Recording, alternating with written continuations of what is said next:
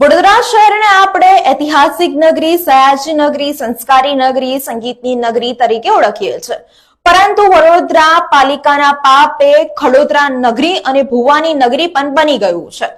વડોદરા શહેરમાં ઠેર ઠેર વરસાદની સિઝનમાં ખાડા જોવા મળી રહ્યા છે, ભૂવા પડતા જોવા મળી રહ્યા છે. વડોદરા મહાનગરપાલિકાની પ્રી મોન્સૂન કામગીરીની પોલ ખુલી ગઈ છે.